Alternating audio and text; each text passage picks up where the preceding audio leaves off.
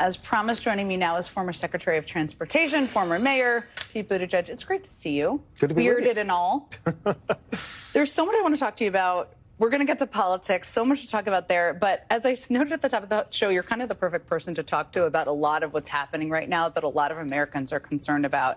And just so people know, you don't get a secret memo when you're out of government as to the internal workings of airports. But you were the Transportation Secretary for 4 years. As you're looking at what happened at the Newark Airport, at the cutoff of contact for air traffic controllers, what do you make of what's going on there? Well, it's obviously a real concern, a major concern. Look, when you become Secretary of Transportation, you know that your most important priority is safety. I understood that.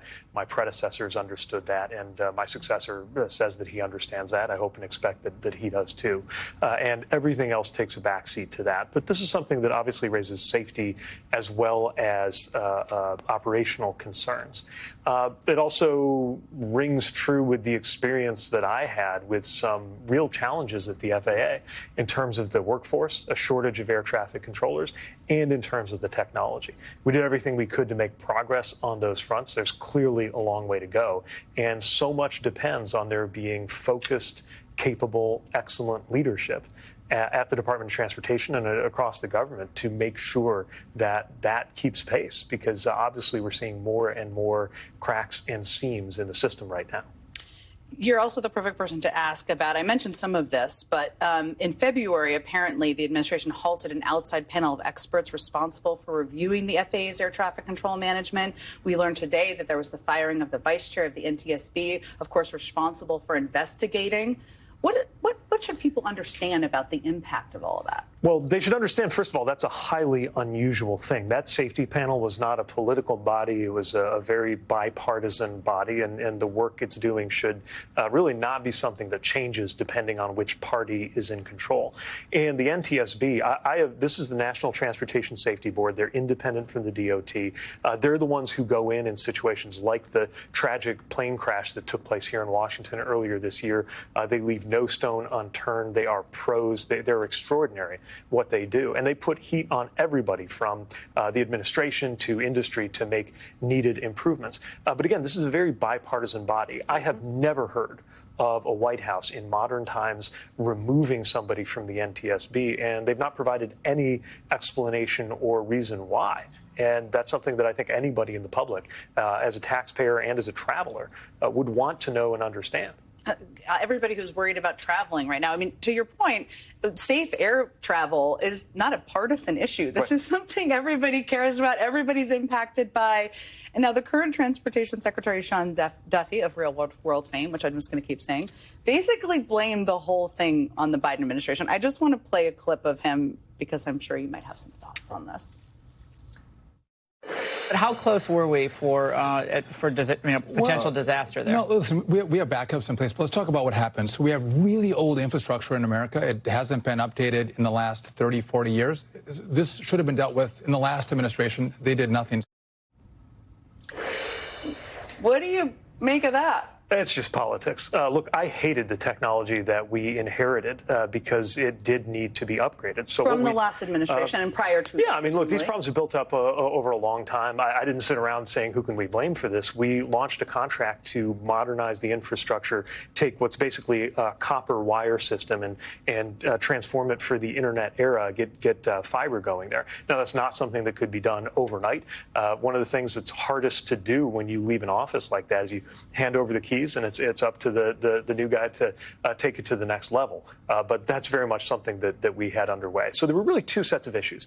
There was the technology piece, and that's one of the things we did about that. And then there was the workforce piece. We all know that we haven't had enough air traffic controllers. And again, this built up over decades. There were literally decades when the number of air traffic controllers were going down. We finally got it to go up. We had a growing air traffic control workforce, and that's what we handed over to the new administration. I don't know whether that number is going up or down now. I don't know whether they've kept it growing or whether it is falling back. But I do know what we did. It took years, but we took a declining air traffic control staffing number, and we finally got it growing. I also wanted to ask you, I mean, you served yourself as a reservist, as a Navy Reserve officer. And I mentioned this earlier. There's a memo that doesn't have a lot of details, but it basically suggests that the Secretary of Defense wants to cut a minimum of 20% of the number of four-star generals and admirals on active duty, a corresponding number of generals in the National Guard.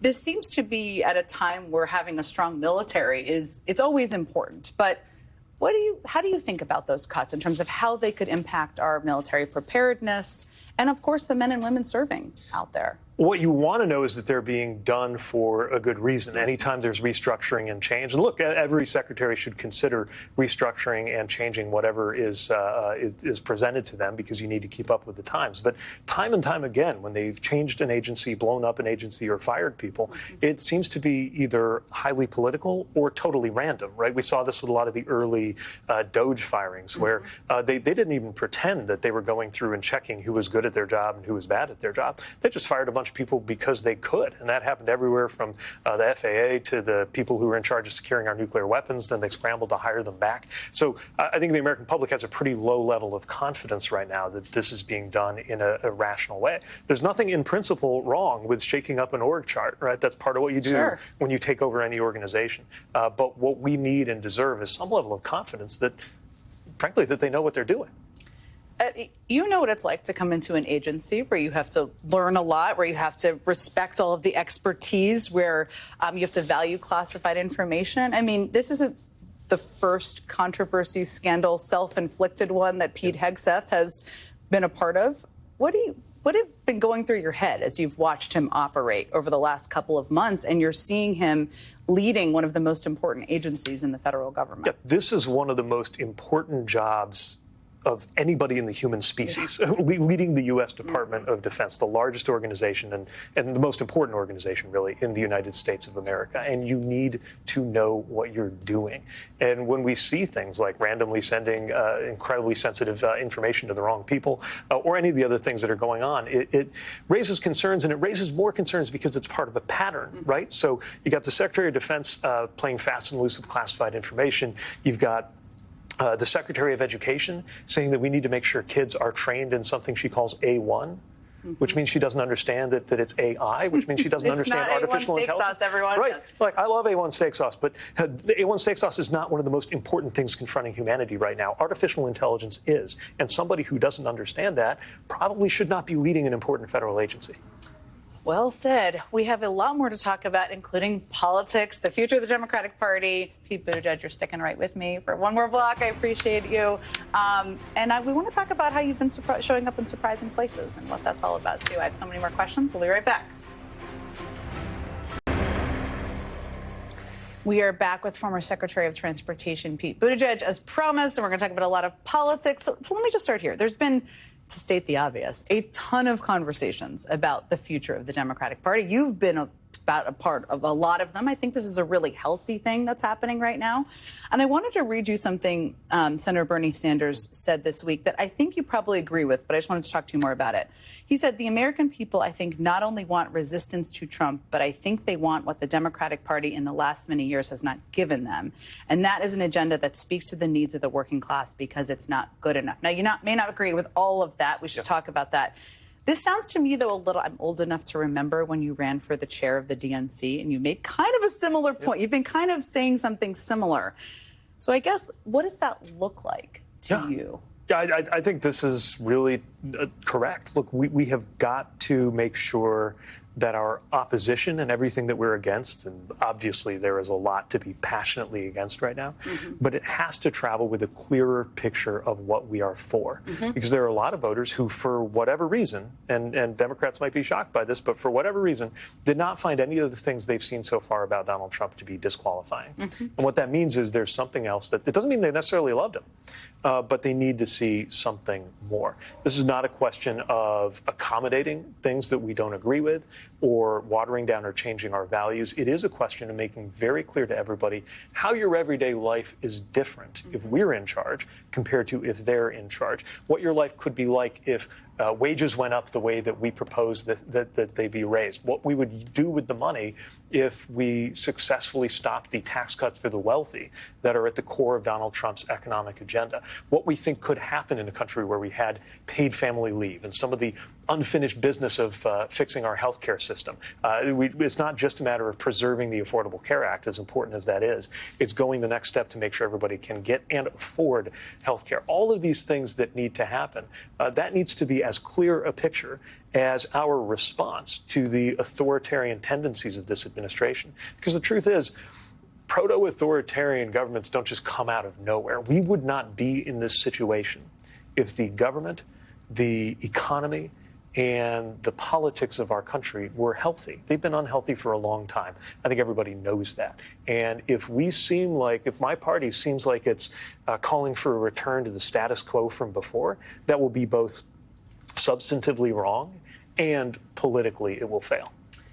The other part of that, there's been some, again, healthy debate about is, is it a policy question? Is it a messaging question? Is it a where you appear question? You've talked about all three of these. Let me just start with the policy question. Do you think the policies of the Democratic Party, the party you've been a part of, need to be more ambitious and bigger than what we've seen over the last couple of years? In some ways, yes. Look, the fact that income inequality has grown under Republican and Democratic administrations tells us there's more that needs to be done there.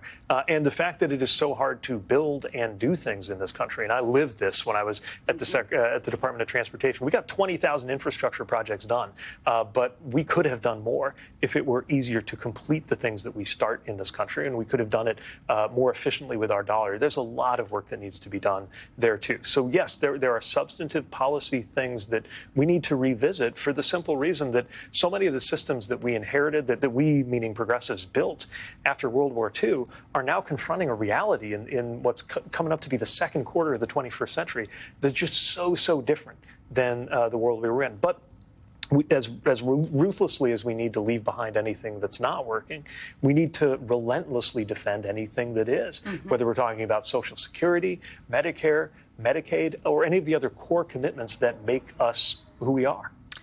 As a part of this, I mean, you've also talked a little bit about how we can't fight every battle. You can describe what you mean by this. And I agree with this, and I understand what you're saying. You have to prioritize what you're emphasizing publicly. I mean, a lot of what you just said to me was about domestic issues, things that impact people's lives who are just living day to day. What are the battles you think shouldn't be a part of the public fight that Democrats are fighting right now? Well, look, I think the legal strategy is different from the political strategy. Both are important. So some of the most important setbacks and defeats of the Trump White House have been fighting it out on turf that maybe hasn't been as politically strong for us. Take USAID, which, by the way, to be clear, I passionately believe in the mission of USAID, and I believe that the right kind of development aid and foreign aid is both morally right and strategically smart. But look, I get that may not. There's a reason why they picked that as one of the first agencies to destroy, knowing that a lot of Americans are sitting at home saying, what does this have to do with me? But they also very clearly violated, at least in my opinion, violated a lot of laws when they did that. And some of the legal opposition that stood up in response to that demonstrated that he can, in fact, be stopped. So, look, a political strategy and a legal strategy aren't always the same thing. But what's really important about the legal work that's being done, the fights that are happening in the courts, whether it's on comfortable political ground or not, is that they establish that they can be stopped, and they establish when they're actually acting outside of the rule of law. Some of the free speech issues. Look, we may or may not disagree with an op-ed that a student writes or a protest, everything said at a protest that they attended. But what I know is that in this country, you should not be stuffed into a van or picked up off the street or thrown into detention because of an op-ed you wrote or a protest you showed up, ever. That's just a fundamental thing. And by the way, the libertarians and the conservatives should be in lockstep with progressives on this, that is just wrong. No question about that. I have a lot of thoughts on free speech. I suspect I will be sharing on this show in the coming weeks. Pete Buttigieg, it's always a pleasure talking to you. You always say interesting things, and I can talk to you about so many things. So thank you so much for being here for our first 9 p.m. show. I really appreciate it. Thanks for having me. Congratulations on the premiere. Thank you.